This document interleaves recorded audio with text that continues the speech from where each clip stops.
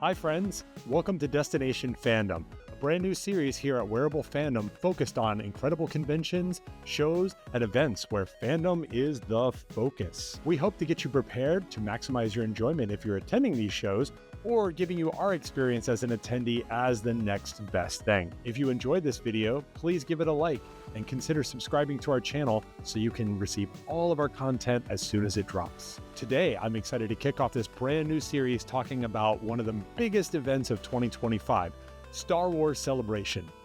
This year, Star Wars Celebration will be taking place in Tokyo, Japan, and I thought it would be helpful to provide some tips and tricks that I've learned in traveling to Japan to make your time that much better. My guest on this first episode is Kevin Wilcox.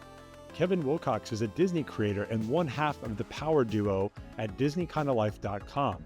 Please check out his YouTube channel and his blog, which are both linked in the description below. And now, without further ado, let's get on to our interview with Kevin about Tokyo, Japan and Star Wars Celebration. Hi, Kevin. Welcome to Destination Fandom's very first video in the series about Star Wars Celebration. It's great to have you here. Happy New Year. Oh, Happy New Year to you too, and it's a pleasure to be on and to be your first guest on the first show. I mean, what else could I ask for? I always like doing things first. I know that you're an experienced traveler, and we both have a lot of experience traveling to Japan. I'm looking forward to sharing various tips and tricks that we've acquired on our adventures. Yeah, definitely looking forward to talking about it. I love talking about Japan with people. It's so exciting to talk about, especially when people who haven't been there and are going for the first time, and if that's their first country they're going to the first time, that even adds a whole nother layer to it. We're here to give you the tips and tricks that you'll need to make sure that you have an outstanding experience. Now, we'll break up our discussion into a few parts. We're going to focus first on actually traveling to Japan and what people who have never had the fortune to visit Tokyo can expect when they get there. In future videos, we'll dig a little bit more deep into how to maximize your experience at Star Wars Celebration, but we need to start at the beginning. Before you head to Star Wars Celebration, there are a few things that you need to take care of before you leave for Japan. First and foremost, make sure that you confirm your tickets. Make sure that the tickets are in the right name for the people who are traveling, and that you know the things that are entailed and the benefits that you get. They will check these types of things, and you should make sure that you've got that stuff covered because it's really difficult to change once you actually get to the event. Yeah, and I can't stress enough that you want to Google your arrival experience. When we went last time, it was 2023, and they had just lifted COVID protocols in November of 22. And even between the period of November to April when we arrived in Narita, in Tokyo, they had changed stuff even since that. Like when they first lifted the restrictions, there were still a mask mandate from November to December to January to February to the middle of March, and we went in the middle of April. So the masks were not, mandated at that point. You want to check that because we don't know what's going to happen between now and April. Before Star Wars Celebration, there could be a mandate. You want to Google that stuff because just things are different in other countries, and Japan's very strict. We had masks with us just in case. Obviously, vaccines, right? Check any vaccines that might be a mandate to visit their country. Even if you don't agree with them, it's something you got to be cautious of when you travel to other countries, that you are playing by their rules. And when you get there, there's a couple of other protocols. I believe we had a e-screening that we had to fill out before we got to Japan as well. And it was on a site that, translates to English, but it starts in Japanese character, and you got to hit translate on your browser.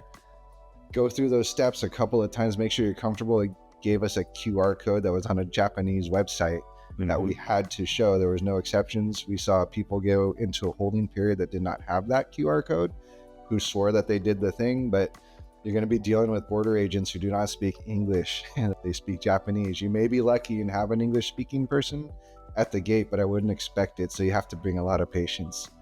Patience is a pro tip. I'll give you a pro tip on that. With the QR code, I've had to do that as well, and it's essentially an acceleration step to speed your time through customs. Take a screenshot of the QR code, because if you have that, you'll be able to use it to scan. If not, you'll be dealing with your phone carrier's adjustment to trying to reach and reconnect to the website so that you can get that QR code.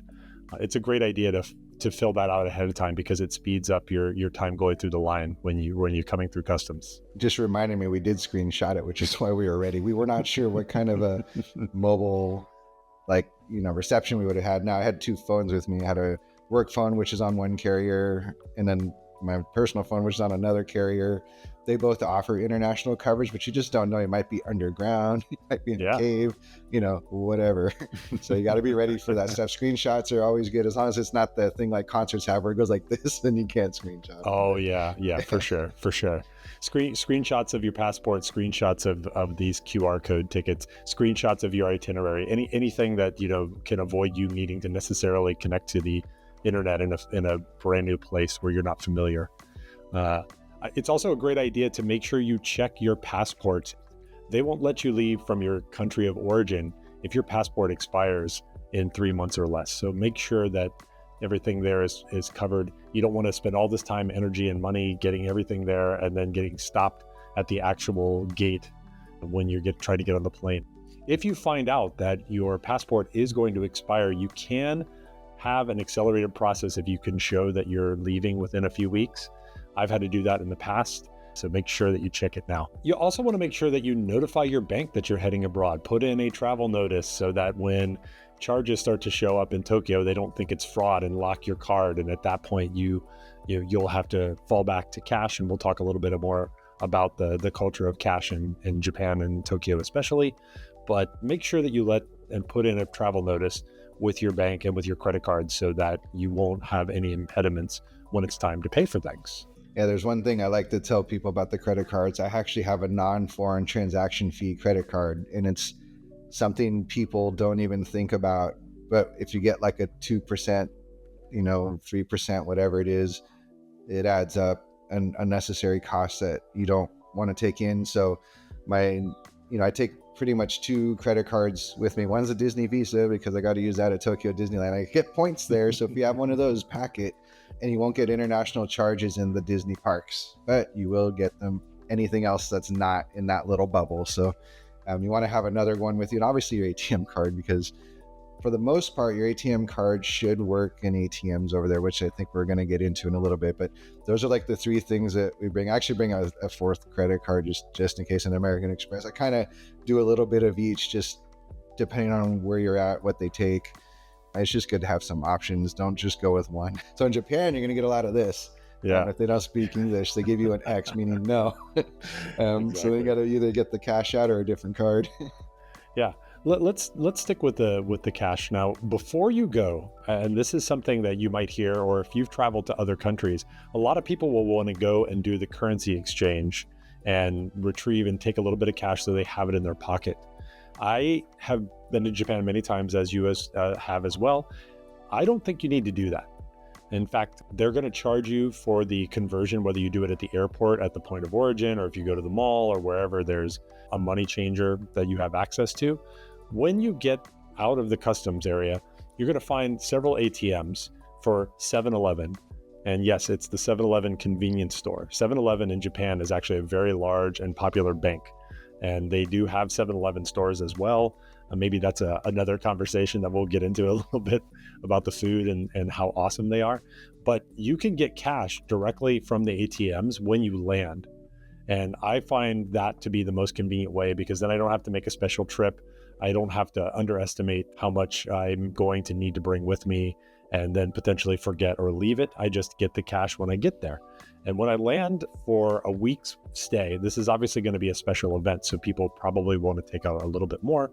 I would usually take out 20,000 Japanese yen, which the old conversion used to be just carry in 2 decimals there, which that would be $200 US. But the exchange rate with Japan has been so much in favor of the dollar. It's actually much, much better than that. 20,000 yen is probably at this point maybe $160, $150, something like that.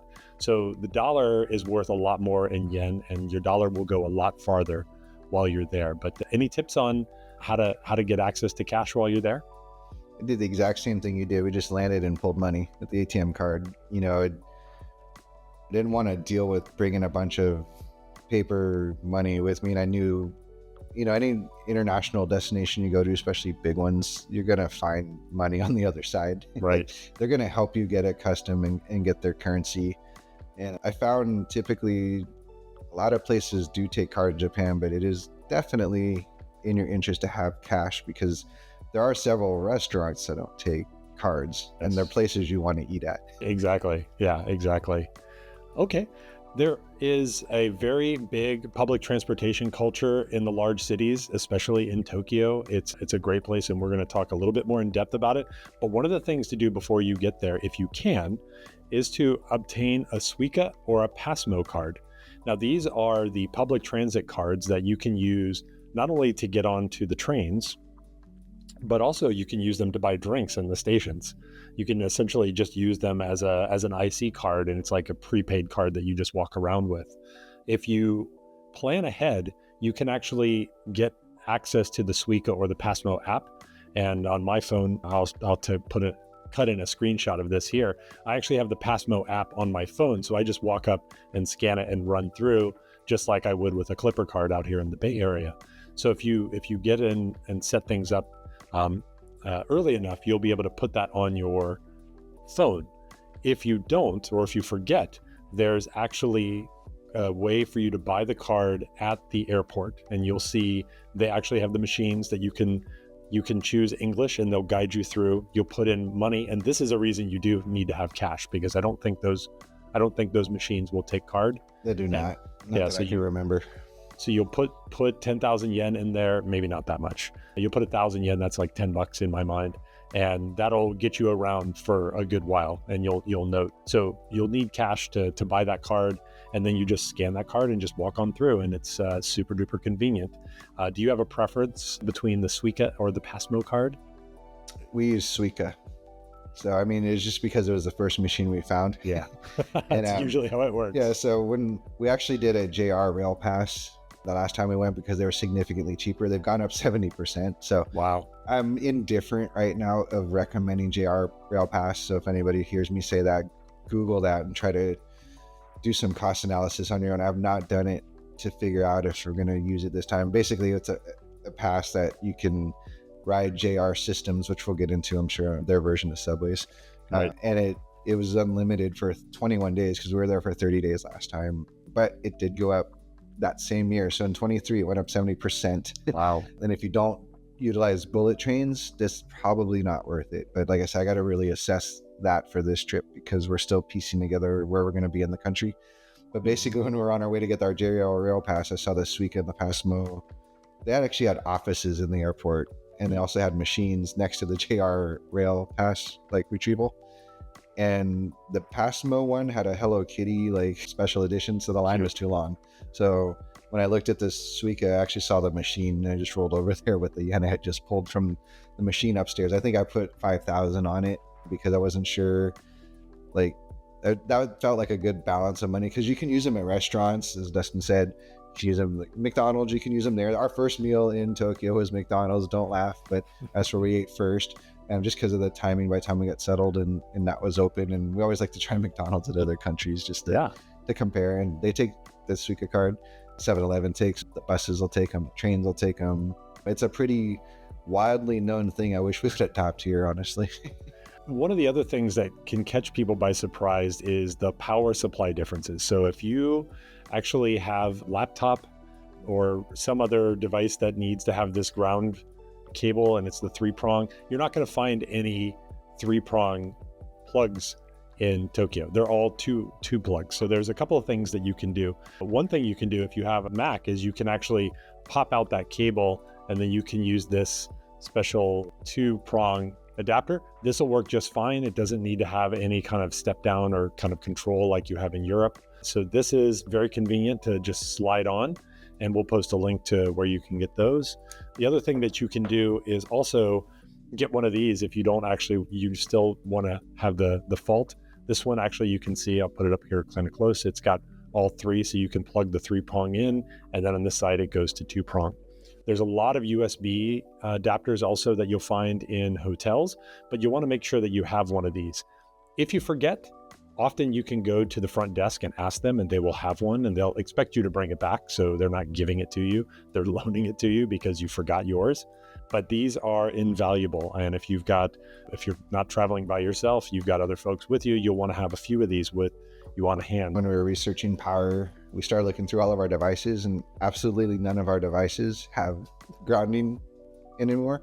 Nice. So it's like, I don't know if Microsoft, because we have a Microsoft Surface, of iPad, and we have a MacBook. So we got the three major things plus Android phone. Yeah, not one of them have grounds anymore. So I guess it's probably just built into the wiring. But so we ended up not needing a converter. Kevin, any other thoughts or ideas that people should make sure that they take care of before they leave for Japan? If you want to get into medication, we can talk about that. There's a extensive list of things you cannot bring into the country. And I'm not just talking prescribed medication, let alone illegal drugs. But, you can kind of break this up to over-the-counter, prescription, and, like marijuana, because marijuana, even in this country, is not legal everywhere in the US, right? So you kind of have to be mindful of it between the states, but the states are going to be more forgiving. In Japan, it's a massive don't do it. Yeah. I can tell you at Tokyo Disney Sea, we saw someone get handcuffed and pulled away. I don't know why. I couldn't hear the context. They were speaking English, but probably not American. They're probably from Europe, from what I could gather, but guarantee you they had either medication or alcohol. So those are things they don't mess around with just at Tokyo Disney Sea, let alone probably entering the country. For sure. That applies to edibles as well. Yeah. Sometimes people will think it's like, oh, I'm not smoking anything. They'll take a gummy or whatever their, favorite delivery mechanism is. And I wouldn't even know anything about like vapes. I have no clue if vaping devices or liquids, since I don't vape, I can't give any input there, but I know I don't know what all the vapes are made out of, but just kind of check your ingredients, because there is a list of ingredients and stuff that they don't allow, like Sudafed. I was going to say, there's a medication that I like to use, but you can't bring it there. So you want to find alternates for that stuff, or even rely on buying things there. I can tell you, even though a lot of the medication in Japan in the grocery stores are written in character, you can kind of translate it in your mind to kind of know what it is, because it's very similar in looking, like the way it looks. Like you can kind of tell, and obviously Google Lens is your friend, which we can talk about. Yes. But yeah, the medication is something nobody really thinks about. It's like, oh, I got prescription, I'm good. Like the prescription laws in the US are not conservative at all, to say the least. Everything gets passed here by the FDA after enough tests. And other countries are way, way more conservative and strict about it. So definitely check that if you have prescriptions. Okay. So now let's talk about getting to Japan, trips on traveling to Japan. Now, if you're going to Star Wars Celebration, it's only a few months from now. You've probably booked your flight. I do have one tip, though, that I will offer for folks who are traveling and might be making an extended trip, and that is to look into flying Japan Airlines. If you're from the US especially, or Europe, if you fly on Japan Airlines and you plan to stay in the country beyond Star Wars Celebration, which many people do, like for some people, this is a once in a lifetime trip, and they're going to head to Kyoto and they're going to Osaka, and maybe they'll go up to Hokkaido. There are flights within the country, domestic flights in the country, that you can take for free. And this is a program, but in order to do that, you've got to book your international flight through Japan Airlines. I don't know if you've flown Japan Airlines, but that is most assuredly the best airline to fly to Japan. They have the best food and the best service from my experience, much better than United, which I fly a lot on. If Japan Airlines, or JAL, as people will say, was a United partner, I would fly them every single time I go to Japan. Yeah, for me, it comes down to budget. So Japan Airlines does not make the cut. You do pay for the service, which I'm okay with, but to go we're in Orlando, obviously. So options to get to Japan are not as widely available as if you were in Los Angeles, Seattle, Portland, or San Francisco. In fact, we even entertained ideas, and could be a tip for anyone who hasn't done their bookings yet. If you're on the East Coast or in Canada, you might want to see what a flight out of San Francisco or LAX looks like from your destination. So if you fly from like Orlando to LA, and you want to go to Disneyland or anything, sometimes you can score some relatively cheap flights, relatively cheap because it's still going to Japan. Yeah. I've even seen Honolulu to Narita is actually not a bad route, but flights to Hawaii are typically not cheap from the US. No. From San Francisco, you can kind of get away with semi-cheaper flights, but from Orlando, you're not going to get the Honolulu very cheap. but it is something to consider. But that takes a lot of planning, and at this 3-month mark, you've probably missed that window. But if you ever consider going back to Japan, or if you're on the West Coast going to England, same thing, right? Like Yes. look at East Coast destinations like New York, Chicago. Chicago is always a big one. That's a massive travel hub. So sometimes you got to think outside the box. Even for us, we're doing Air Canada, but to make it cost effective, we have to go up to Montreal and say hi to Rohit. And then from there, we're going to Narita. And then on the way back from Manila, because we're going to go to the Philippines after Tokyo, we actually are going to go to like Seoul, Korea, to Vancouver, to Toronto, or it's 4 of them. Or is it Manila to Vancouver, I think this time, then to Montreal, then to Orlando. So Wow. it's quite a way back. Yeah. But that flight was extremely cheap, though. I was stocking it in December, and I kid you not, like that leg of the flight from the Philippines to Orlando, for whatever reason, was like $2,000. Some random middle of the night, 3 a.m. thing. I would have alarms and things set to look before we go to sleep, because we do Pacific Coast time. Right. And it was $784. I was like, From okay, 2,000 to 700. Wow. I booked it so fast. I was like, this is interesting. Just like moving around, getting my credit card, my non-foreign transaction fee card, because it's Air Canada. And I booked that for the both of us. So it was, it's about $1,600 for the two of us, but it was crazy cheap. I was like, yeah, that matters a lot. I mean, that difference is like your hotel for the entirety of Star Wars Celebration. I mean, you've got to be on the lookout for those kinds of things. And part of the reason why we're starting this series is to bring up some of those. This is not going to turn into a travel channel. This is more about helping people who like to travel these events make the most of it. You can find travel tips anywhere, but this is really focusing on these kinds of events. So these are some really great tips to bear in mind. Yeah, and everybody knows that the flight, you pretty much, anytime I tell people about planning, you got to think about budget, which I always tell people, don't think of budget just for money, time. You need a time budget, because a lot of times people, I go on a tangent with Disney a little bit. A lot of times people come to me for Disney advice, right? And when they ask me about first time coming here to Orlando, I tell them like, you're not going to like what I say, but I think you need like 10 days here the first time you come here. And that's like a massive budget. Like that's a time budget, and it's a massive cost budget. But, and I won't go into it too much because we're not talking Disney travel, but same with Japan. Like you're going to make this big commitment in money. You should probably see how much time you can commit to it, because flying over the Pacific Ocean is not a joke. From the United States, especially like the East Coast, and it takes so long to get there, so much preparation, that you should really enjoy it and just not be rushed. I just can't stress it enough to people. So a lot of times I build in buffer time on my agendas for people, because you don't understand what you don't know. Like when you start walking the streets of Tokyo, you don't know what's going to catch your attention and you're going to want to spend time on or spend time with. Even when you go to the Disney resort there, it's just 2 parks and a downtown, but you can build an entire trip just on that, and you won't even scratch the surface of Japan. So I know people who've flown into Narita, got in a car, service car, and they've gone to the Disney resort, and they go to the 2 parks and the downtown, and then they just fly home.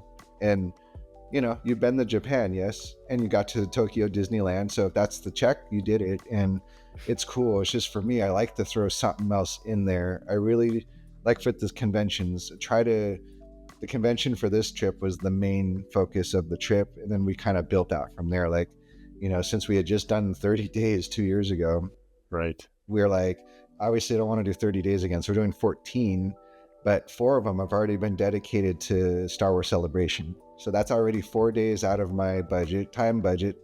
And then I have another 2 days of travel budget. So that's already 6 days dedicated to just Japan and getting there and enjoying Star Wars Celebration. So then you start adding days here or there because of experiences that you may want to check out. So I always tell people, you really got to commit to yourself on a budget and the time. And the time is a budget, because there's vacation days involved, PTO, life, time of year, whatever's going on. So it's a lot of stuff to think about. And that should be your first 2 steps, because you can make anything else work when you know how long you're going to be there and how much money you have to spend. That's a really, really great perspective to share, because a lot of people just think about the checking of the box. Yep. And then, what I find is people radically underestimate the size of the Pacific Ocean. I got to tell you, people, the globe does not do the Pacific Ocean any justice. And you're flying from even the west coast of the United States. It takes 11 hours just to go to Tokyo. And when you look on the map, you're like, oh, to go to Hong Kong, it's just a little further. No, it's another 8 hours to go to Hong Kong from Tokyo. It's just massive. It's really, really takes a while to get to some of these great cities of the world. So if you're going to go, try to maximize it and see some other things while you're there. I can tell you how we got the 30 days, because as soon as I say that to people, they're like, oh, I can't do 30 days. Like, that's how much was that? And I can tell anyone who's watching this, and I've told this story many times, that the original plan was 10, and we were going to stay in a hotel, and then we started looking at Airbnb.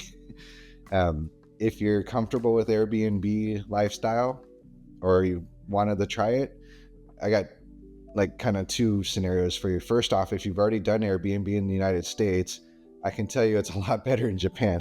And there's a lot of reasons for that. If you've never done Airbnb because you're a little skeptical of it, I'd probably say there's no better country to try it for your first time than in Japan. I can tell you that we were going to stay at the Hilton Tokyo Bay, which is by Tokyo Disneyland. And I think the conversion rate was like, $325 a night, which isn't like bad for a Hilton, especially that location's phenomenal. I can tell you that we got an Airbnb for $75 a night. That extended our trip by almost triple. It went from 10 days to 30, right? Wow. And I still came in under my initial assessments on the hotels, because we weren't going to just stay at that Tokyo Bay Hilton. We had a couple other places mapped out, and it just opened up all sorts of opportunities for us. Now, the Airbnbs, if you want to talk a little bit about searching for Airbnbs in Tokyo, I can tell you one of the hardest aspects of researching an Airbnb in a city you've never been to before. When you look at the map on Airbnb, I mean, stuff gets real there because it's in character, and there's a lot of words and prefixtures, which is their versions of states. Right. You won't know where those are if you've never been there. It's like, oh, Sumida, I don't know where that is. Akihabara, right? Tokyo, oh, I know Tokyo. I can tell you, I wouldn't suggest staying in Tokyo, because like the actual center is just, one, it's more expensive. Two, a lot of stuff you probably want to see is not in that area, like Star Wars Celebrations in a prefecture called Chiba, right? Which is across also the water from Akihabara or Ebisu or any of those areas. And I don't want to stress anyone out about Airbnb, but when you're looking at the map and trying to figure out like where your Airbnbs are, you can't just Google the street. Like it's characters. Yeah. And you have to try to find landmarks on Airbnb. So what I do is I open up Google Maps, Japan and Airbnb, and try to line up the stuff of the things I want to be around, right? Because my Google Maps is in English and Airbnb is in English, but a lot of the things you're looking at are just, they're in characters. You don't know where the train stations are. You can see that on Google Maps. I mean, we'll talk about the trains in a little bit, but don't be scared about Airbnb, but don't think of it as a last minute thing. You want to research it, because fortunately Japan as a whole is very safe. So you can't get an Airbnb in a bad area, but you can get an Airbnb that doesn't have couches because it's not westernized. It's a tatami room, but it doesn't have couch or beds. Yeah. So you want to look at the pictures for sure and read reviews. So Airbnb does take a lot of work in a foreign country, because you're just first time in Japan. You're like, oh, like bed, that's fine. And the bed might be a mat. So you want to really look at the pictures. Just look at the pictures. If TV is important to you, make sure it has it. I can tell you though, all the stations are in Japanese. So we brought our Chromecast with us and just plugged it into the wall. Hopefully my host doesn't look, but yeah, I took TV off the wall and plugged the Chromecast in it so I could do Netflix. And I can tell you, Netflix doesn't have the same offerings over there, but you can watch. Thinking about this. I was just thinking about this. Amazon Prime too. Or like I logged into my account, I was like, oh, like half my library is missing, but there was enough stuff there to like keep us entertained. Because I put on the news, and it's entertaining to watch like Japanese TV, but only for like an hour or two. Then your brain starts to hurt. Like, okay, I need little American stuff, right? Exactly. So yeah, don't shy away from Airbnb though, because it can really extend your stay. That's probably my main point. Yeah, I've done Airbnb in the U.S., but I've never tried it abroad, and that's really helpful. Now maybe that'll be part of my plan for Star Wars Celebration. Just remember westernized rooms. Now jumping back on the plane, for me, traveling west is about little less than 11 hours. And that usually means that they're going to serve you some type of a breakfast or lunch, and then they're going to serve you again. And then it's going to be dark for a big part of the flight.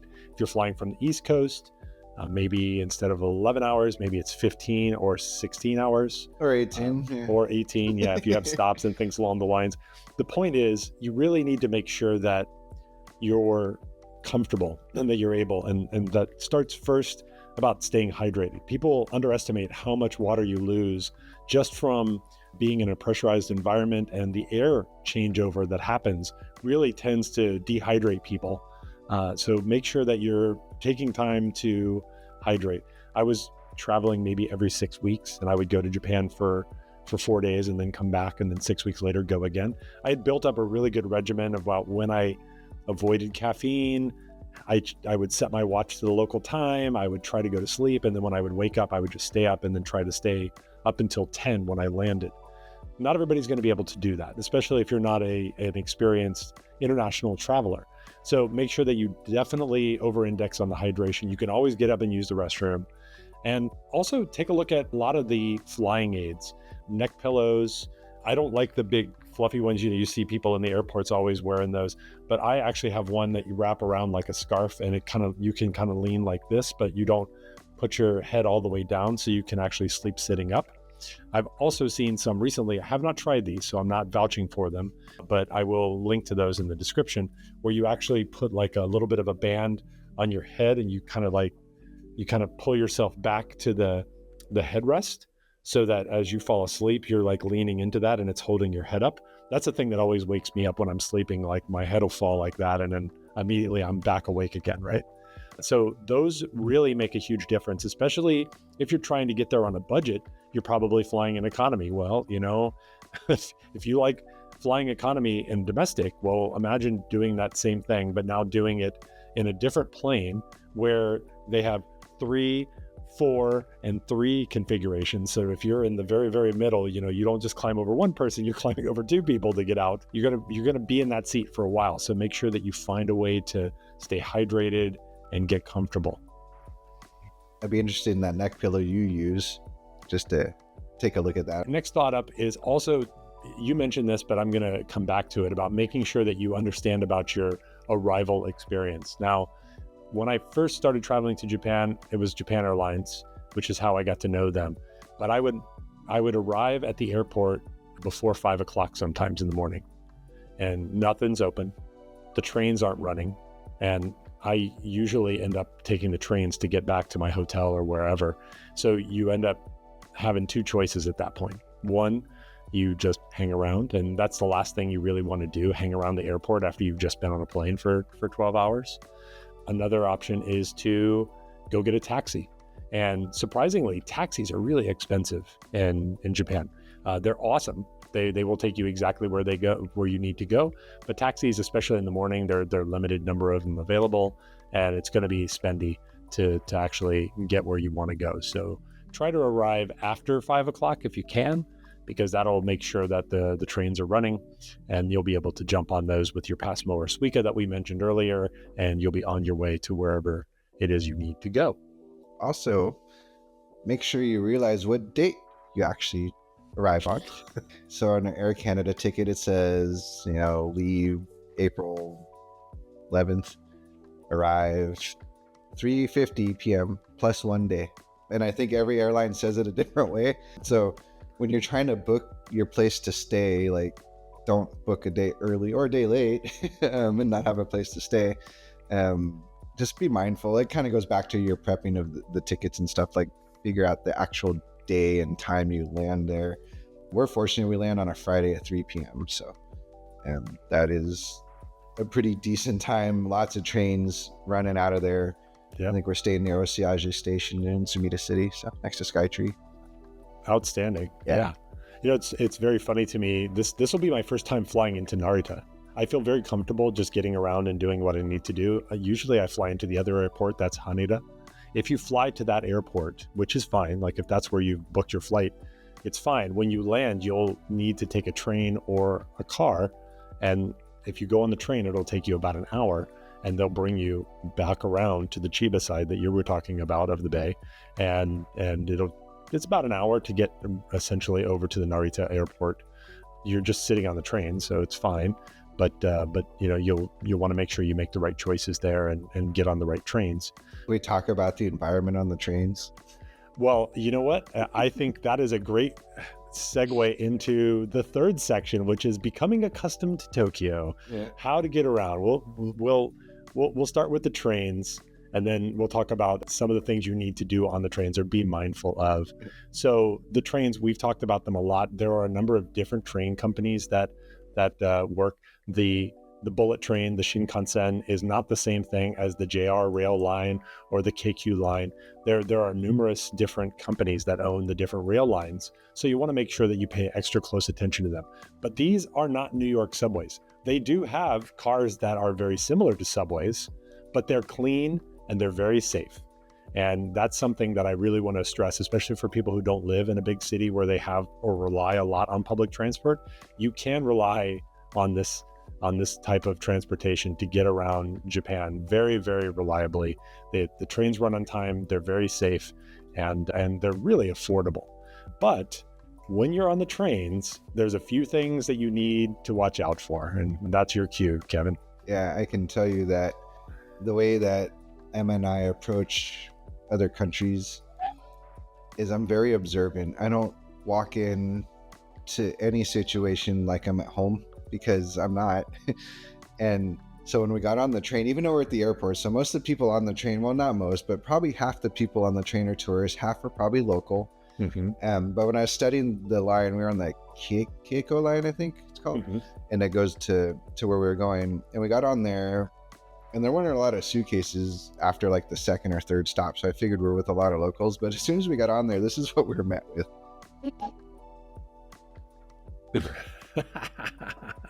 And that's it. Yep. Nobody talks at all.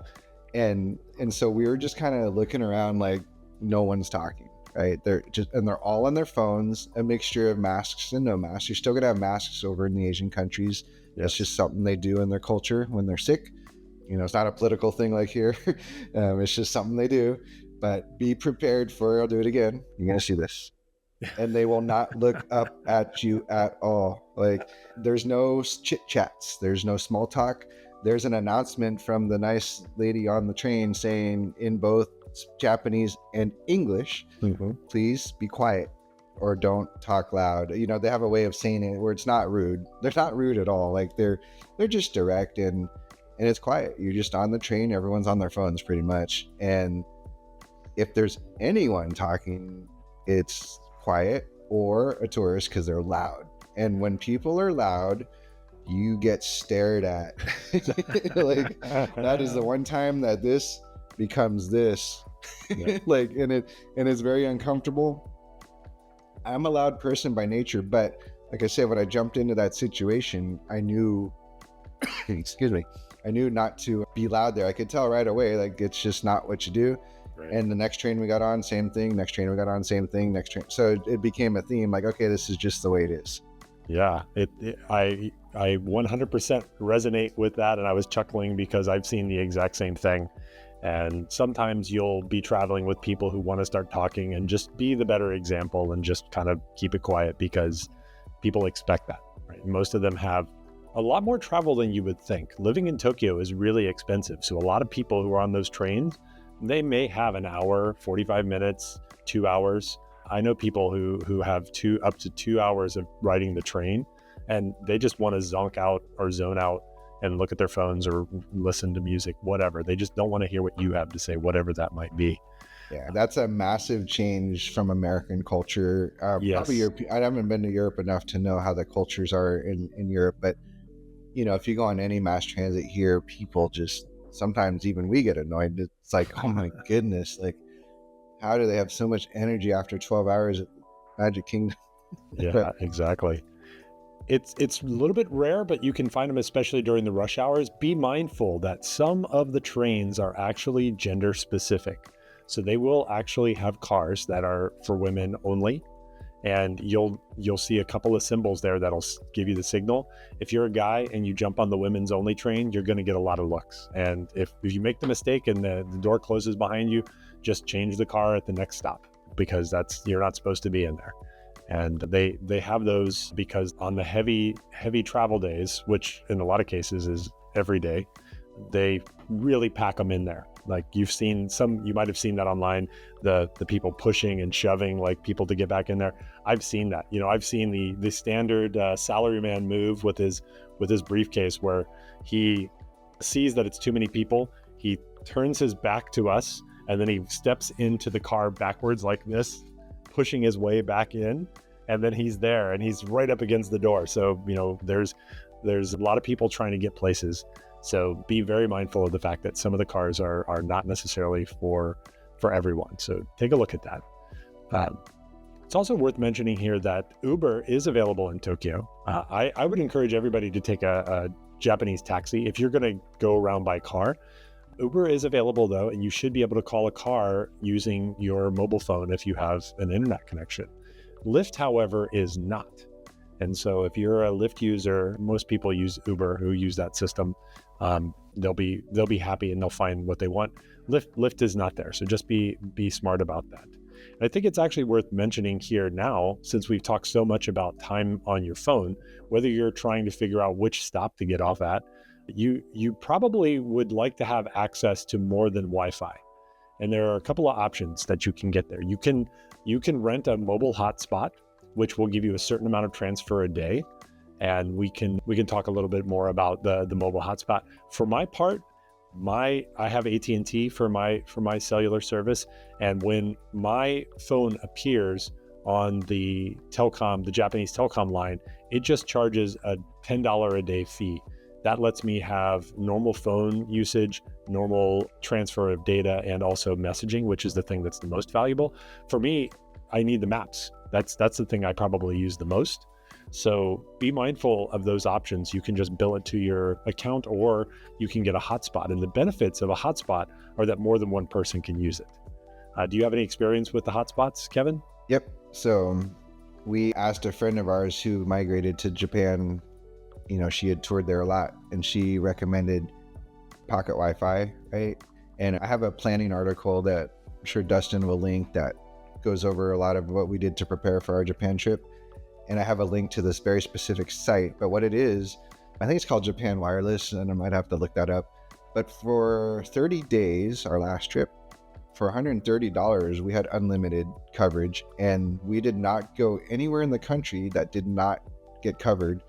And it allowed both Emma and I to connect to it wirelessly all day. Nice. And and it gets delivered to the U.S. Post Office, and there's a U.S. Post Office inside Narita Airport. So we picked it up at the airport. That was our first mission, actually, was to find that after we got through customs.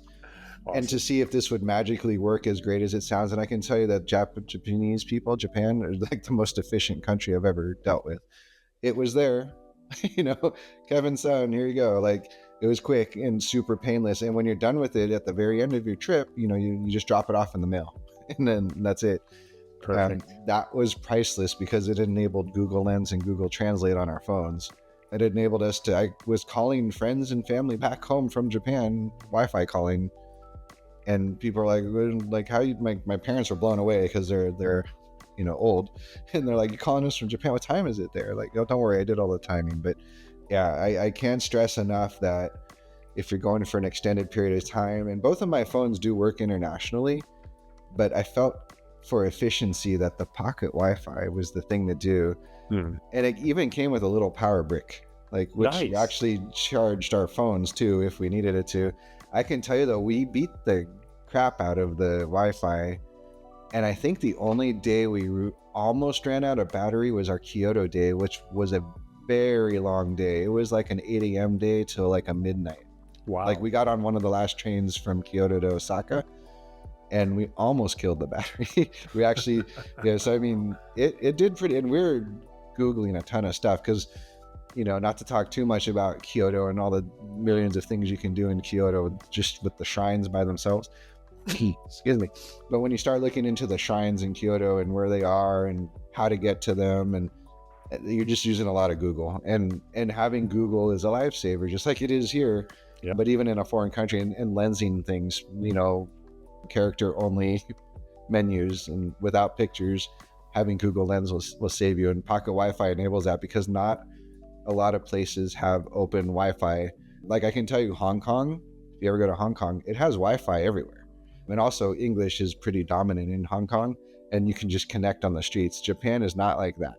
As technologically advanced as Japan is, they do not have open Wi-Fi everywhere. And I can tell you at the airport, if I remember correctly, all of the Wi-Fi is in character. So even if one of them was free, I wouldn't have known which one like it was. So for that, you probably want to just switch on your phone and get some international charges if you're really lost, and do it. But the Pocket Wi-Fi, like I said, it's in our article, and I think they're called Japan Wireless. I can't recommend that enough. We've used it multiple times, and it was super easy, and it just makes your life easy. That's a great tip. That's a really great tip. Well, you talked a lot about Google Lens. One of the big questions that happens when you're going to any foreign country is will I be able to get around if I don't speak the language? And it is very interesting, because there's a huge parts of Japan that are rural and are small towns, just like in the United States or any other country. In the major cities, you will find people who have had a little bit of English, but maybe they're not super comfortable speaking because they don't feel strong, like it's a really strong skill. When you're going to places like your hotel, you're going to find people who are quite fluent at the desk who can help you. They can break bills for you. They can do all the normal things that you would expect for a hotel to provide. And if you're in the major centers, like I think Tokyo Disney, I think you probably would find a lot of folks who are also able to speak at least some English with you. But it's a really big sign of respect to actually learn a little bit of the language before you go. So whether you look on certain websites or you use Duolingo, a few terms will really help you out quite a bit. The one that I list first, arigato gozaimasu, that's usually thank you very much. A little less familiar, but a great word to know, sumimasen, which means excuse me. It can mean excuse me, I'm trying to get past you. It can excuse me, I have a question, sumimasen. I'm a huge coffee aficionado, and I found a micro roaster. Nice. Like around Skytree, a couple blocks away from it, into the, away from the tourist area. Okay. And then, so I went in there and I had a lot of questions on my mind, but I was like, all right, like, who am I going to run into in here, right? And how much English will they speak? And so, at first the conversation was just a lot of pointing at them. There's a lot of picture menus in Tokyo, because it is an international city, and they know not everyone speaks Japanese. Yes. But when it comes to coffee, and when you get into somebody who's like a coffee barista, like a real one, they have different methods of brewing. And so I could tell by the pictures, they did drip coffee, siphon coffee, and they also did a bullet. Or not bullet, it's the one where you smash it. I'm not a fan of it. I can't think of the name of it. Anyway, there's a name for that's brewing style, but they did all three of them. I'm a drip pour over person. And so I pointed at the pour over one, and I was watching the gentleman start making it, and he was younger, and like, he's pretty quiet, but he said hello. So I knew he probably was English, could speak English. And so I asked him in English if he spoke English, because I don't know how to say what you just said. That's a tongue twister, and you got to really practice that one. In fact, it's on our list to get warmed back up. But I struck up a conversation with him, and as he started talking to me and opening up about coffee, I was complimenting him on his English. And I noticed if you compliment Japanese people who speak English, one, they get very proud and humble, and they are very excited to actually talk it to you, because they probably don't get a lot of English speaking people in their restaurant, let alone he hit the jackpot with me with coffee. So and we had quite a conversation, and we visited him multiple times during the trip, because it was near our Airbnb as well. In fact, it's on our list to go back there. I don't think he'll remember me, but you never know, I might have that face, right? You never know. Yeah, you never know. But so if you do find people, don't expect them to speak English, but if you find some that do, just compliment them on their English. Don't correct them. Just say, oh, your English is very well. And they'll be more inclined to actually talk to you. Totally. It's kind of what I and found. if you use a couple of Japanese words, if you say arigato, sumimasen, like, these types of terms, these basic terms that you can find a lot of places, they don't expect you to be fluent, but you're making an effort, and that's always nice. One last thing that you will notice in Tokyo and in Japan in general is that they drive on the opposite side of the road, and they stand on the far right side. So they climb the stairs on the right side. If you're going up an escalator, they're on the right side, so you can walk past on the left. And it's a normal, especially for North Americans or Americans specifically, you get on the elevator, you're just kind of like standing there all big and proud in the middle. Well, there's people trying to get somewhere. And so it's the polite thing to do to stand to the right and then let people walk up and past you on the left, and they will pass you. If you actually follow those rules, you will see that people who need to get moving quicker will go past you on the left. So just don't be surprised by that. It takes a little bit of getting used to. They also, in the US, we walk on the right side. So if you're on a two-way, say you walk on the same side as you drive on, right? So you'll walk on the right, you'll pass on the right. That's not how it works in Japan. It's actually reversed. You'll walk on the left and other people will walk on the right. Sometimes when you're in large crowds, that can take a little bit of finagling and maneuvering to know when and how to make your move to cut across. What would normally have just been a normal right turn now becomes a left turn across traffic. By that I mean people traffic, human traffic. It'll take just a day of getting used to that, but then you'll notice it. But if you walk on the wrong side, it's also going to catch you some dirty looks as well. Yeah. All right, let's talk about the do's. So the summarized kind of some of the do's and don'ts. We've talked a little bit about these, but there's just a few tips here that come to mind. Do be willing to chat with locals. And I really loved your story about the barista, especially at Star Wars Celebration. Everybody there is trying to celebrate their love of Star Wars and have a good time. You're in really good company. Everybody going to Star Wars Celebration, I'm pretty sure they're a Star Wars fan to some degree, whether they're Japanese, Chinese, or American, wherever they're from. So feel comfortable to just say hi and talk to the locals. You're going to find that they're going to be excited to tell you what they love about Star Wars. Try all the food and the fun snacks, but there are some limits to this. Kit Kat flavors are insane. In fact, they have Kit Kat flavors that are specific to just individual cities. They have like certain flavors that are just only available in that city. You're going to find them everywhere, and they're all delicious. Try everything, but don't overstay your welcome in the fast food places. And I think that's something that I want to mention right now. If you go to a ramen shop, you need to understand that ramen is fast food. So the idea is that you get in there, you scarf it down, and then you get out. If you go in there, hang around, and you're there too long, they're going to start asking you if there's anything else they can do for you, which is a very nice way of saying, come on, get out of here. So if you're in a fast food place or something along those lines, don't overstay your welcome. My favorite fast food place there is Koko Ichibanya, which actually there are a few chains in the US. There's one actually in Waikiki that I occasionally will go to if I go to Hawaii. But there's Koko Ichi everywhere, and it's a curry house. It's fast food. You get in there, they're going to bring your food super fast, and then you eat it and go. Like don't hang around and lurk. It's just not polite. And then for the sit-down restaurants, when you enter those, like we didn't eat it at Denny's, but I'll just say Denny's because everybody knows what that is. Yeah. And they do have Denny's there, by the way. They do. Need one. But any restaurant that's like a Denny's type place where you sit down and you walk in, typically they won't come up and ask you if you need help. You have to flag them down. So if you're waiting for a hostess, they're not coming. When you want your check, you have to flag them down because they're not checking with you. They're not going to come ask you how your meal is. None of that. You have to kind of flag them down. So don't be shy in that sense. Don't be rude about it. Just kind of give them a wave, like, and then they'll come address you. And when you go into restaurants, there's a good chance they don't speak English. So they do know what this means if you have two people or one or three, because they'll kind of look at that if they don't speak English. So just kind of say something to you, and you kind of have to assume they're asking you like how many. There's a couple of awkwardnesses when you get into some of the places where it's just verbal communication. that you got to deal with. Yep. All I can tell you is just bring your patience, because if you're in a restaurant, you kind of know the drill. They're asking you if you want to sit and how many, right? Exactly. And when they come off to your table, most of the menus typically have pictures.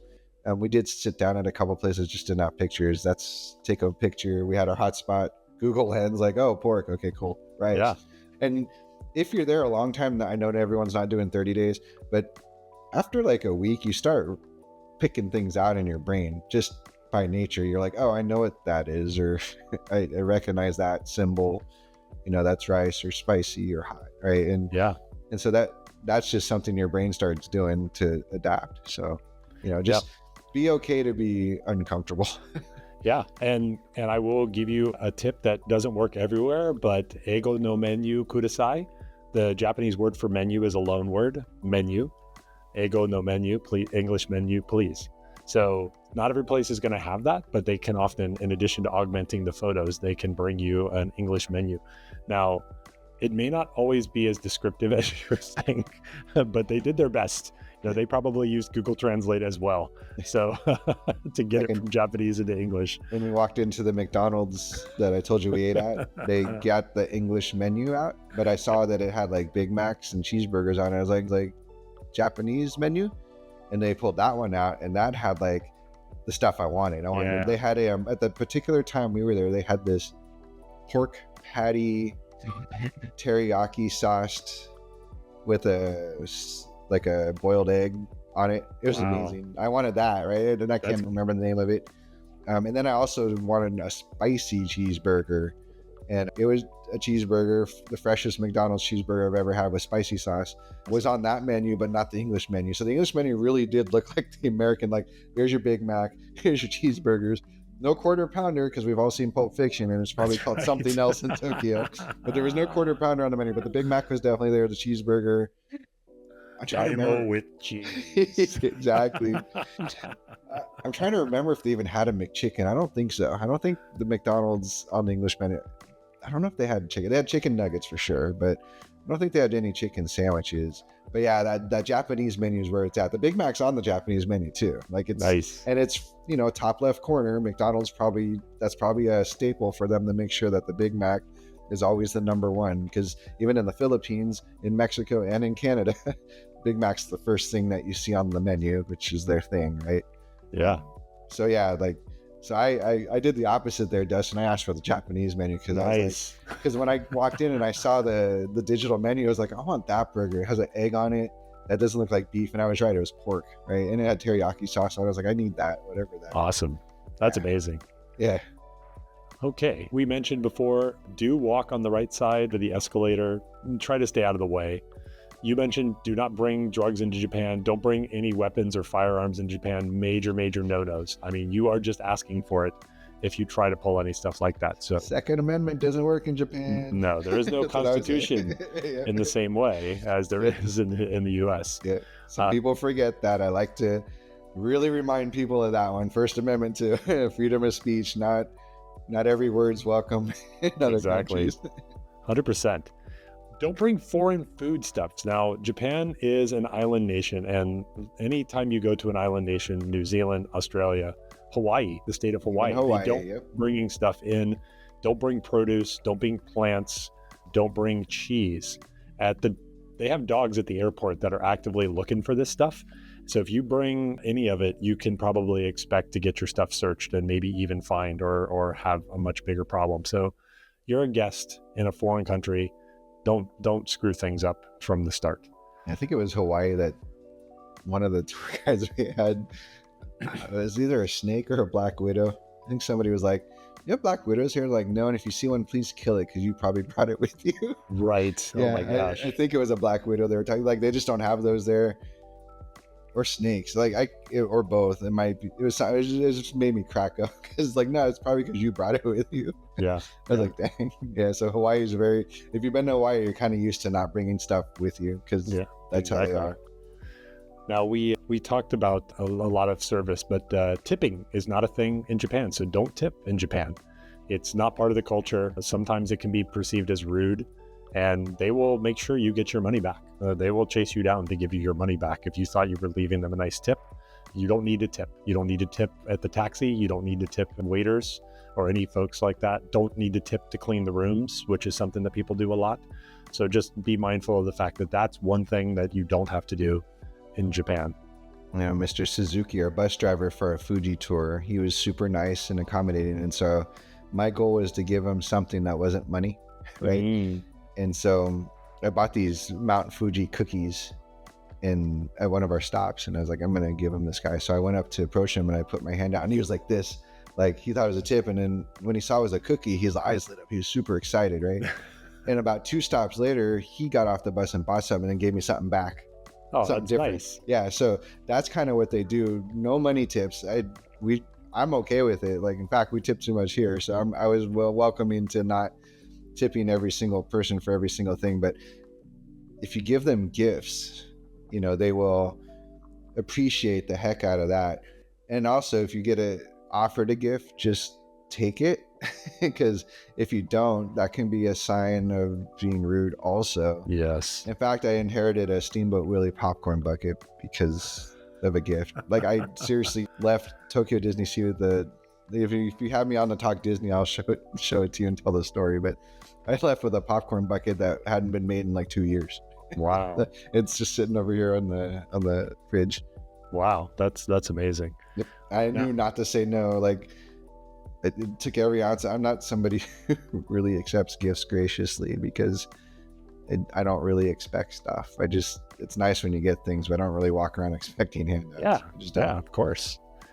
One last tip that comes to my mind: if you are someone who likes to go out for drinks, do not freak out if there's actually a charge for you to sit at the bar, which is a very foreign thing to folks from North America, Canada, US.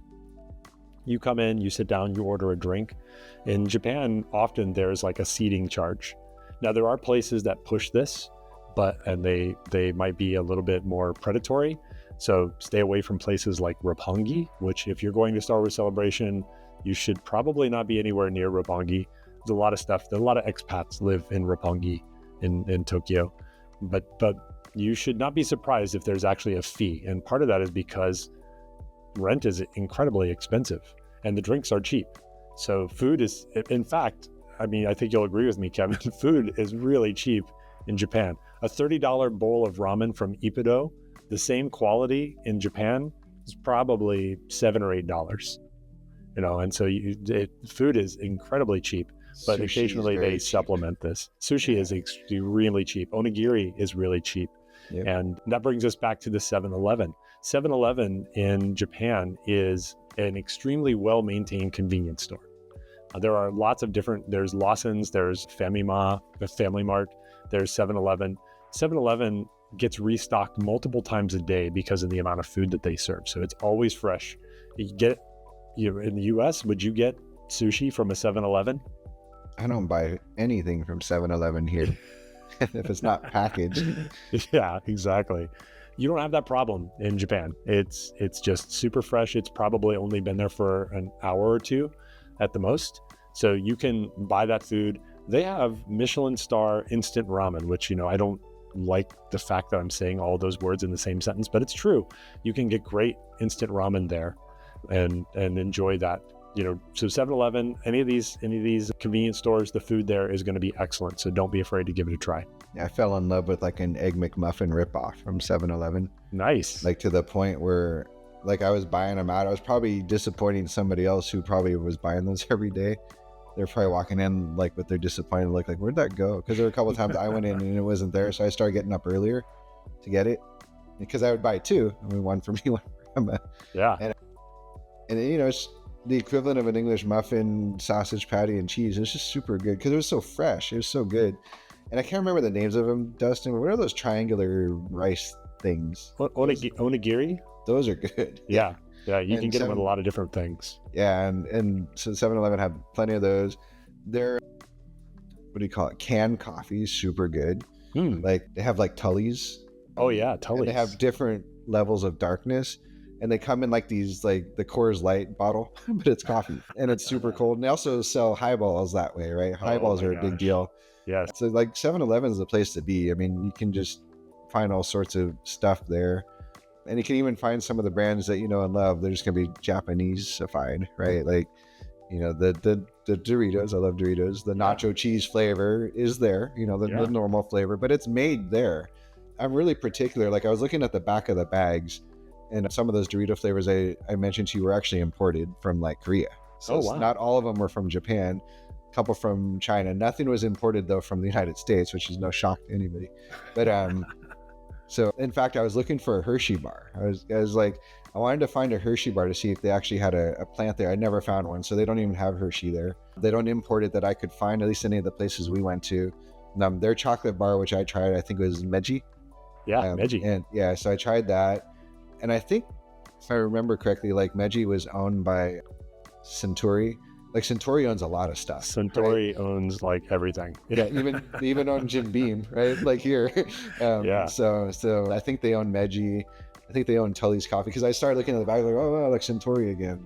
Suntory, like on all sorts, like manufactured by Suntory Incorporated or whatever. Yes. Which I'm fine, but they don't have monopoly laws probably in Japan like we do. So. Not the same way, no. Yeah. You know, Suntory owns a lot of things. It's like what Coke and Pepsi have, where they have food and, you know, but there's only Suntory. I don't know who the second place drink company is. I couldn't tell you. Japan, there's one. Yeah, but I was impressed with buying those coffees from 7-Eleven, just the different like to-go stuff. Like I was buying all sorts of different flavors of that. I even found a Diet Coke that had a laxative in it. Now that's great. I think it's called Coke. I have a picture of it. I'll have to send it to you. I think it's called Coke Life, and it's in a white label. And I did try it. I had to. I'm a huge Diet Coke person, and I'm Googling this right now. I think it was called Coke Life. Amazing. Let's see if that's what it was called. No, Coke Life is a green label. I'm going to have to look at that's with stevia. Yeah, it's not Coke Life. I will find this picture and send it to you. It's send it up, write it in. Yeah. While we're talking about food, when you go somewhere and you grab one of these onigiris or a snack, you have the option to scarf it down really quickly. But the one thing that you should not do not walk and eat in Japan. There is no culture of that, and it's considered pretty rude to walking around and just like munching on stuff the way we would walk down the street with a slice of pizza or a hot dog. There's nothing like that at all in Japan, and you'll notice very quickly that no one's doing it. So that's seen as pretty rude. So avoid the walk and eat. You know, eat where you are, and then move on to your next location, but don't do the eating on the way. Yeah, that is something that I'm not used to, but I caught on quickly, so I didn't do it. Just because, again, I try to be observant of stuff. Yeah. And I did a lot of Googling, so I knew like you just don't walk and sip your Starbucks, talk on the phone and all this stuff in public. And just because I couldn't move on from it, it's called Coca-Cola Plus. Coca-Cola Plus. I think I've seen that. Yeah, so maybe I have seen that. It has a laxative in it. So. Oh, wow. I did not know that. Last one of the do nots. Do not expect there to be a trash can on every corner. Now, I can't speak for what the experience is like in Tokyo Disney. Maybe it's a little bit more westernized where there's a lot more places to throw things, but you're going to find a dearth, meaning very few and far between. In fact, I don't even know the last time I saw a public trash can anywhere in Tokyo. People bring and take their trash and then they recycle it. In fact, in the US, you know, we have paper and plastic. They have 5 different things. They have like flammable stuff. They have certain types of PET bottles. You know, they have 5 different divisions for recycling, and everybody just follows those rules. They won't probably expect visitors to follow those rules so keenly, but you're not going to find trash cans all around the corner. So when you do spot one, get rid of whatever it is that you have. Try to recycle it if you can, but don't expect that there's going to be trash cans everywhere, because Tokyo is an incredibly clean city, and yet there's no trash cans anywhere. People seem to care about their environment and they keep it clean. So don't go looking for trash cans, because you're going to have a hard time finding them. Em and I joked about what would happen if you took all of our abundance of trash cans out of American cities. It would be rough for probably 10 years. It would be ugly. Yeah. People would just be throwing it on the streets. It'd probably take some generations before it would actually look like Japan, but there are no trash cans. Even at Disneyland, Tokyo Disneyland, everyone knows that Disney's famous for glorifying the trash can and making it a table in some cases, and beautifying a trash can. And Tokyo Disneyland does have more than average because they know most people are international, but it's definitely not as many as here. Like at Epcot, there's trash cans every like 10 feet, and they're tables, so people eat on them. Yeah. But yeah, like, just expect to carry garbage with you and get rid of it appropriately where you need to. Even at the baseball stadium we went to, you don't throw, like, they don't serve peanuts, so that's not even a thing, because that's definitely not, I won't call it not sanitary, but we throw our shells on the ground, we shell them. That's not a thing there. But all the stuff we consumed at the baseball game, we just kept with us, and then as we left, there are places to put that. So that type of environment will have a trash can in it, just not a lot of them, like everywhere, and they're not out in the open. You have to seek them out. Okay, and the last thing to make sure that you do is have a fantastic time at Star Wars Celebration. Japan is a wonderful country to visit. Its people are very friendly, the food is incredible, and you will have an outstanding time. Hopefully, a few of these tips will make your trip just a little bit easier, and it's been really great having you join us here on Destination Fandom, our very first episode. Kevin, do you mind letting everybody know where they can keep in contact with you or where they can read more about your work? Yep. So you can definitely follow us on our blog and website, Disney Kinda Life. And so the kind of is slang, kinda, like semi-charm kind of life. That's how we named it. Do. Exactly. That's where the name came from. Oh, nice. And you can find us on YouTube, Instagram. We're on TikTok, but we're not big TikTokers. But we're there. But yeah, just Disney Kinda Life. YouTube's what we're pushing the most, but you can find a lot of written tips on planning for Japan in the link that Dustin's going to share with you. We kind of put our entire trips there, and there's even like I'll call it like a table of contents there that links to all sorts of stuff from Tokyo Disneyland to Universal Studios in Osaka, the Wi-Fi that I mentioned. The link that you'll be looking at is one of our most viewed links there is. It's referred to so many times, not just because of Star Wars Celebration, but just in general. So very proud of all the work we put into that article. So that's a little bit about us. Fantastic. Well, thank you so much. And we'll see you next time on Destination Fandom. So long, everybody. Later.